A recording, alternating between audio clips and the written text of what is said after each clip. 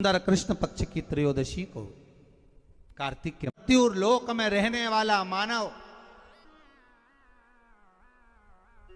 अगर धन्वंतरी की पूजन करता है, धनतेरस के दिन कार्तिक महीने में पड़ने वाली सुंदर त्रयोदशी तिथि को जो धन्वंतरी की पूजन करेगा, उसके घर से लक्ष्मी कभी बाहर नहीं जाएगी। भगवान विष्णु कहते हैं, सुनो किसान, मैं आपको धन्वंतरी पूजन का विधान बताता हूं। भगवान कहते हैं, किसान, सुंदर कृष्ण पक्ष की त्रयोदशी को कार्तिक के महीने में धन्वंतरी देव का पूजन, धनतेरस का पूजन माना जाता है। सुनो किसान, एक सुंदर भूमि पर देसी गाय का गोबर से लीपन कर कर, अगर गाय का गोबर ना मिले, सुंदर जल से लीपन कर कर वहां एक सुंदर चौक को पूर कर, आप सभी को ज्ञात होगा कि चौक पूरने में रंगोली का प्रयोग नहीं होता। आप लोगों को मालूम होगा, चौक पूरने में आटा और हल्दी का प्रयोग होता है। काय का प्रयोग होता है? आटे और हल्दी का प्रयोग। आटे हल्दी का प्रयोग क्यों होता है? क्योंकि आटा समृद्धि को बढ़ाता है, लक्ष्मी वैभव को बढ़ाने वाली हल्दी होती है। इसलिए जब चौक पूरा जाता है भूमि पर, तो चौक पूरते समय आटा हल्दी का प्रयोग करते हैं। थोड़ा सा चावल का दाना या गेहूं का दाना रख दिया जाता है, उसके ऊपर एक सुंदर चौकी, एक चौरंग, एक पाटा रख दिया जाता है। भगवान विष्णु बता रहे हैं किसान को धनतेरस के पूजन का वर्णन, और जो भगवान विष्णु ने बताया है वही पूजन का वर्णन आप लोग श्रवण कर रहे हैं।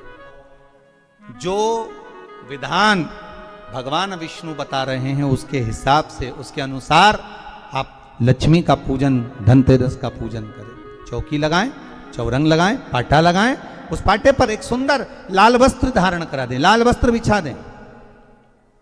एक थाली लें, उस थाली पर कंकु से, रौली से, कुंकू से गिला कर कर स्वस्तिक का निर्माण कर दें।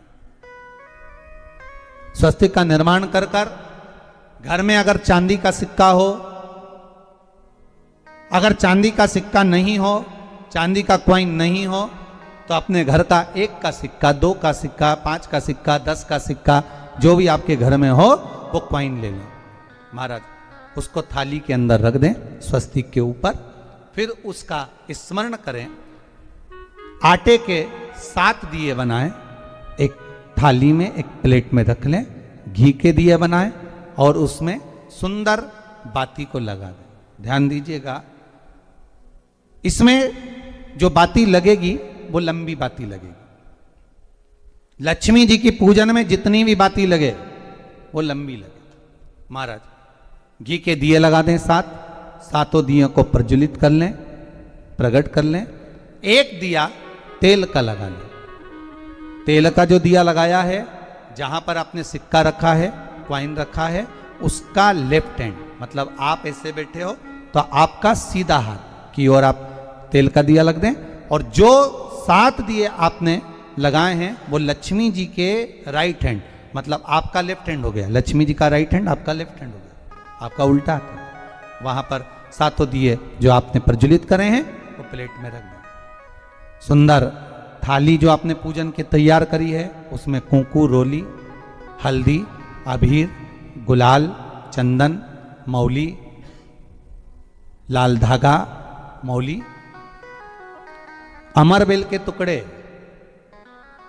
कमलगट्टे, हल्दी की गांठ, सुंदर भाव में उसको रख। जल का पात्र सुंदर आनंद से, जो क्वाइन चांदी का और देसी क्वाइन आपने जो रखा है उसका जल से पूजन करें। लक्ष्मी पूजन का समय अलग अलग होता है, पर धनतेरस की पूजन का जो समय है वो प्रदोष काल से प्रारंभ हो जाता है। कब से प्रारंभ हो जाता है? प्रदोष, क्योंकि शिव के द्वारा निर्मित है लक्ष्मी पूजन का भाव। महाराज, क्वाइन का पूजन करें, कंकु आदि से पूजन करने के बाद दोनों सिक्कों को उठा लें। दोनों कॉइन, जो चांदी का सिक्का है और जो देसी कॉइन है, उसको उठाकर उस पर जो कलेवा है, मौली है, नाड़ा है, लच्छा है, उसको लपेटना प्रारंभ कर दें। और उसको लपेटें। पहले चांदी का सिक्का लपेट दे, फिर देसी सिक्का जो आपने रखा है 1, 2, 5, 10 का जो सिक्का रखा है उसको लपेटें, थाली में उसको रख लें। फिर वापस उस पर जल का छींटा देकर उसका पूजन करें। महाराज हल्दी, रौली, मौली, चंदन आदि लगाकर सुंदर भाव से चावल को हल्दी में भिगो लें और पीले चावल कर कर उल्टे हाथ में चावल लेकर माता लक्ष्मी के ऊपर जो 2 सिक्के रखे हैं उनका पूजन करें। साथ में जब चावल छोड़ते जाएं तो गणेश जी का भी स्मरण करते जाएं। हे रिद्धि सिद्धि के दाता श्री गणेश जी महाराज, आप हमारे यहाँ पर सदा माता लक्ष्मी को लेकर, कुबेर भंडारी को लेकर सदा विराजमान रहें, नारायण को लेकर सदा विराजमान रहें। चावल छोड़ते जाएं और बाबा से विनती करते जाएं, माता लक्ष्मी से निवेदन करते जाएं। भगवान शिव का स्मरण करें, भगवान नारायण का स्मरण करें, माता लक्ष्मी का स्मरण करें, रिद्धि सिद्धि के दाता भगवान श्री गणेश जी महाराज का स्मरण करें, छोड़ते जाएं। जब चावल पूर्ण छोड़ देवें, पूजन पूरी तरह से हो जाए, तब महाराज 7 सुंदर आनंद से अमरबेल के टुकड़े, अमरबेल वृक्ष पर एक पीले कलर की बेल चलती है, पीली, उसमें पत्ते नहीं होते, वो किसी भी वृक्ष पर डली रहती, वो अमरबेल कहलाती। ये अमरबेल लक्ष्मी पूजन में, समृद्धि के लिए, मकान के मुहूर्त के समय पर, गृह प्रवेश के समय पर बहुत कार्य आती है। महाराज जाए वो अपने आप फलती चली जाती है। उसी तरह हमारे यहाँ भी हम भगवान से यही प्रार्थना करते हैं, जैसे अमरबेल बिना पानी पड़े भी किसी भी वृक्ष पर डाल दी जाए पनपती जाती है, बढ़ती चली जाती है, ऐसे हमारे घर में बेभव लक्ष्मी बढ़ती जाए। अमरबेल के 7 टुकड़े, कमल गट्टे 7, हल्दी की गठान 7 माता लक्ष्मी को समर्पित कर दें।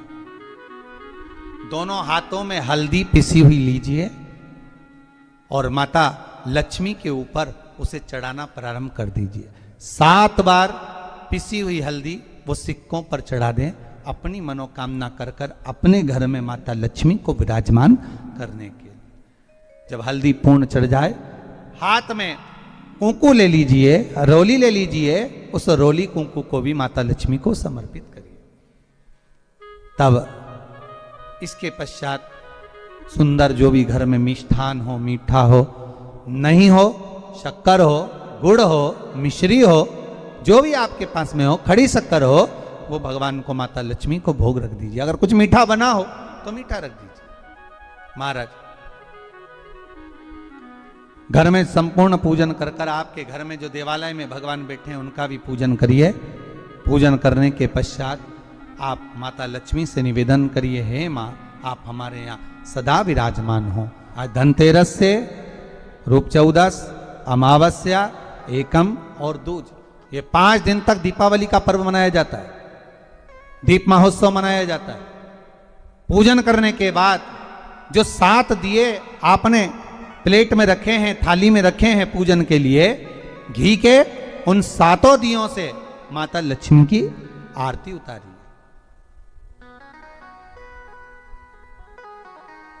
उन 7 दियों से माता लक्ष्मी का पूजन करिए, माता लक्ष्मी से विनती करिए, मां हम आपके पुत्र हैं, मां आप हमारे घर का रास्ता भूल गई हो मां।